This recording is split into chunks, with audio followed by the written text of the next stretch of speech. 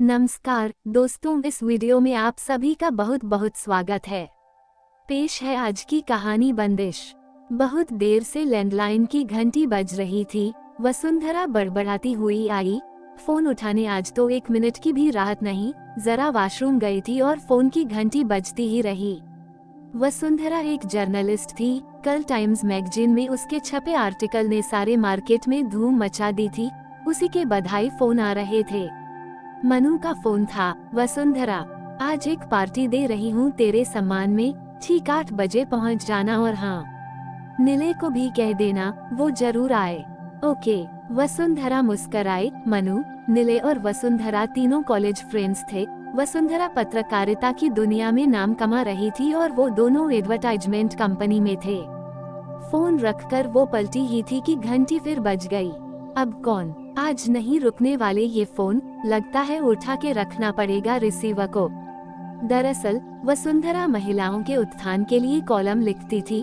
कल उसका लिखा आर्टिकल, क्या महिलाओं के लिए शादी बहुत जरूरी है, जिससे सामाजिक मर्यादाओं को बनाए रखा जाए, बहुत विवादित और चर्चित हो रहा था।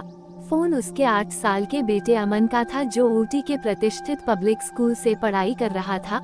उसका चेहरा खिल उठा। बधाई हो मम्मा, अमन ने कहा तो वसुंधरा हंस दी। तुझे भी खबर हो गई मेरे आर्टिकल की? मेरे सारे टीचर्स आपके आर्टिकल की तारीफ कर रहे हैं। ऐसा क्या लिखा आपने मम्मा? वो उत्सुकता से बोला। अभी बहुत छोटे हो, जब बड़े होगे तो समझ जाओगे तुम भी। वो हंसी। और एग्जाम्स की तैयारी कैसी चल रही है? एकदम बढ़िया, बस आपकी याद बहुत आती है, अमन ने कहा और वसुंधरा उदास हो गई। यहाँ छोटे शहर में कोई अच्छा स्कूल न था, नहीं तो आपको कभी नहीं भेजती वहाँ। वो बुदबुदाई। तभी दरवाजे की बेल बजी। ठीक है बेटा, बाद में बात करती हूँ कहकर उसने फोन रख दिया और उधर बढ़ गई। कोई लड़का था दरवाजे पर, जिसने वसुंधरा के हाथ में फूलों का गुलदस्ता पकड़ा दिया। किसने भेजे? वसुंधरा के माथे पर शिकन के बल पड़ गए। मैम, मुझे नहीं पता, वो परेशान होकर बोला। ओह सॉरी, तुम जाओ। वैसे जिसने तुम्हें ये दिए वो क्या पहने था? खादी का कुर्ता पायजामा, पैरों में स्लीपर्स थे शायद। क्या मैं तो ऐसे किसी को नहीं जानती। वसुंधरा सोच में पड़ गई। लौटकर आकर वो चेयर पर बैठी अपने अतीत में खो गई। उसे फूल कितने पसंद थे और राकेश, उसका पति, एक बिजनेसमैन था। उसे चिढ़ होती थी वसुंधरा की पसंद से। क्या हर वक्त पढ़ने पढ़ाने, कविता कहानियों में घुसी रहती हो? फूल पत्तियां, प्रकृति, पता नहीं कहां से शायरी सीखी हो। कुछ व्यवहारिक भी बनो या ख्यालों की दुनिया में ही घुसी रहोगी। दोनों ही पोल्स अपार्ट थे अपनी चॉइसेस में। वो मैकेनिकल तरीके से खाने, कमाने और खर्च करने में विश्वास रखता और वसुंधरा गीत, संगीत, फूल पत्ती, लेखन और भावुकता में। तभी नीलू ने आकर उसे चौंका दिया। कहाँ खोई हो? कितनी देर से तुम्हें जगा रहा हूँ, पर तुम शून्य में खोई थी। ओह सॉरी, तुम कब आए? वसुंधरा अभी भी होश में कम ही थी। बधाई हो मैडम, आज तो हर जगह आपके आर्टिकल के चर्चे हैं। क्या बात है? थैंक यू, तुमने पढ़ा? और नहीं तो क्या, मैं सबसे पहले तुम्हारे लेख पढ़ता हूँ। वो बोला। ओह, ये फूल बड़े खूबसूरत हैं। लिली, व्हाइट रोज और कमल की सुंदर कलियां। माय गॉड, किसने भेजे? पता नहीं, मैं भी वही सोच रही हूँ बड़ी देर से। वसुंधरा बोली। ये कौन है जो मेरी तरफ फूलों का दीवाना है? उफ, अब हम कौन हो गए? नीलू नाटकीयता से बोला। क्या तुमने भेजे ये? तुम कब से कुर्ता पायजामा पहनने लगे? वसुंधरा आश्चर्य से बोली। जब से तुम कविता करने लगी, मैंने खुद को बदलना शुरू कर दिया है वसुंधरा, वो भावुक होता बोला। वसुंधरा ने चौंक के उसे देखा और वो ठहाका लगाकर हंस पड़ा। थोड़ा बहुत नाटक हम भी कर लेते हैं, मुझे बातों में न लगाओ। आज मनु एक पार्टी दे रही है, तुम्हें भी चलना है मेरे साथ, वो आदेशात्मक होते बोली। ओके बॉस, वो बोला। एक कॉफी तो पिला दो, फिर चलेंगे। नीलू ने कहा। जी नहीं, कॉफी आप बनाएंगे, मैं तैयार होकर आती हूँ। वसुंधरा फिर अधिकार से बोली। सॉरी वसुंधरा, अब वहीं पी लेंगे, तुम रेडी होकर आओ, मैं इंतजार करता हूँ। थोड़ी देर में वो दोनों वहाँ पहुँच गए थे।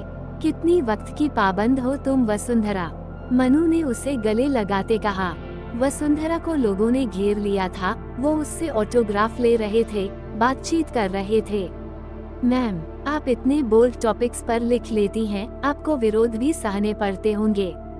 किसी ने पूछा। जर्नलिज्म की दुनिया इतनी आसान कभी नहीं होती, वो मुस्करा के बोली। वैसे आप व्यक्तिगत रूप से भी यही समझती हैं कि लड़कियों के लिए शादी जरूरी नहीं। मैंने ऐसे कब कहा, लेकिन शादी में लगाए जाने वाली बंदिशों के खिलाफ हूँ मैं। ऐसा क्यों होता है कि एक औरत के हिस्से में ही सारे कॉम्प्रोमाइज आए? कोई कर्जा नहीं है, शादी जिसे चुकाना होता है उसे अपनी रुचियाँ, आदतें और जिंदगी कुर्बान क्यों करनी पड़ती हैं? बोलते हुए वसुंधरा का चेहरा लाल पड़ गया।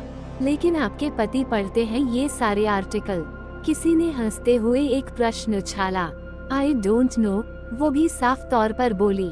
बताइए मिस्टर वसुंधरा, नीलू की तरफ मुखातिब होकर वो पूछने लगी। नीलू सिटपिटा गया और मनु ने उसे घूरा। क्या बोल रही हैं रमा जी, ये वसुंधरा के हस्बैंड नहीं हैं। She is separated. Oh I am sorry. उसने जीभ काटी। वसुंधरा और नीलू फिर ज्यादा नहीं रुके थे वहाँ। रात घिरने लगी थी। नीलू वसुंधरा को छोड़ने उसके घर चल दिए थे। घर के सामने ही वसुंधरा की चाची चाचा मिल गए। आप कब आई चाची? पहले से सूचित करती तो लेने आ जाती स्टेशन, वसुंधरा खुशी से बोली।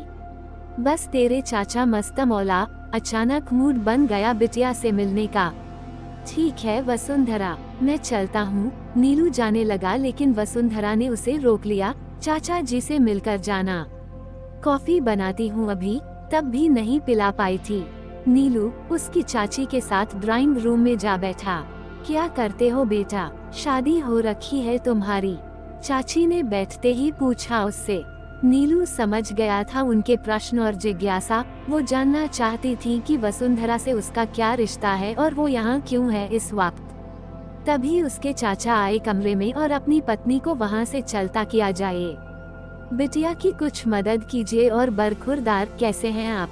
वसुंधरा से आपके बारे में सुनता रहता हूँ, जिंदगी में कोई हमसफर हो तो रास्ता आसानी से कट जाता है। कहकर वो हंस दिए। लगता है आपकी आंटी जी से काफी बनती है, नीलू मुस्कुरा कर बोला। अजी शादी एक ऐसा लड्डू है, जो खाए वो पछताए, जो ना खाए वो भी। तो हमने खा के पछताने को चुना, बस इतनी ही बनती है आपकी आंटी जी से हमारी। ये सुनते ही नीलू उन्हीं के साथ ठहाका लगाकर हंस पड़ा। नीलू समझ गया था कि वसुंधरा के चाचा जी क्या चाहते थे उससे। उसने अगले ही हफ्ते वसुंधरा को मिलने बुलाया। क्या बात है नीलू, बहुत इम्पेशेंट लग रही हो, कोई खास बात? आओगी तो बताऊंगा, बस टाइम से आ जाना। वहीं जहां हम अक्सर मिलते हैं, तुम्हारी पसंदीदा जगह पर। अगले दिन वो दोनों पेड़ों की झुरमुट में बैठे थे। पास में ही नदी बह रही थी। बड़े बड़े चीड़ के पेड़ों की झुरमुट में नीलू के संग घूमना, चिड़ियों की चहचहाट सुनना, फूलों को उनकी खूबसूरती में निहारना वसुंधरा को बहुत अच्छा लगता था। वसुंधरा, नीलू ने अपने घुटनों के बल बैठते उसे लाल गुलाब की एक कली भेंट कर पूछा था, क्या जिंदगी की राह में मेरी हमसफर बनोगी? वसुंधरा आश्चर्यचकित रह गई अचानक से ये प्रस्ताव। वो कुछ न बोल पाई, उसके अधर हिले पर एक भी बोल नहीं निकला। आंखों से आंसू की झड़ी लग गई। क्या हुआ वसुंधरा, मैंने कुछ गलत कहा हो तो सॉरी। मैं अपने शब्द वापस लेता हूँ। नहीं, उसके हाथों को अपने हाथ में लेती वो बोली, तुम मेरे सबसे अच्छे दोस्त हो और मैं तुम्हें खोना नहीं चाहती। मैंने अपनी शादी की जिंदगी में जो देखा है वो बहुत खतरनाक था। शादी का मतलब था सिर्फ बंदिश में हंसूं, बोलूं, चलूं, खाऊं, सब उसकी मर्जी से। मेरी पसंद नापसंद की कोई वैल्यू नहीं। लगता था कोई कर्जा चुकाना है आखिरी सांस तक। आज भी रात को सोते आंख खुल जाती है तो चीख के उठ बैठती हूँ। पर अब ऐसा नहीं होगा वसुंधरा। मैं तुम्हारी जिंदगी में सब रंग भर दूंगा, तुम्हें पूरी आजादी दूंगा। नीलू बोला, पर मैं तुम्हारे साथ न्याय नहीं कर पाऊंगी। विभू भी यही सब कहता था शादी से पहले, पर उसके बाद उसकी बंदिशें बढ़ती गई। वो रातों रात बदल गया। मैं अपना इतना प्यारा दोस्त खोना नहीं चाहती। तुमसे आखिरी सांस तक दोस्ती का रिश्ता रखना मेरा सपना है। क्या तुम मेरा ये सपना पूरा करोगे? तुम्हें खोने की मुझमें अब ताकत नहीं, प्लीज। नीलू ने उसके चेहरे को अपने हाथ में लिया और उसकी आंखों में झांकता हुआ बोला, मैं तुम्हारे सपने का सम्मान करता हूँ वसुंधरा, मैं अपनी जिंदगी के आखिरी दिन तक तुम्हारा इंतजार करूँगा। दोस्तों, ये थी आज की कहानी। पसंद आए तो कमेंट्स, लाइक और शेयर जरूर कीजिएगा और चैनल पर नए हो तो सब्सक्राइब जरूर कीजिएगा। तो मिलते हैं एक नई कहानी के साथ। चैनल पर बने रहने के लिए बहुत बहुत धन्यवाद।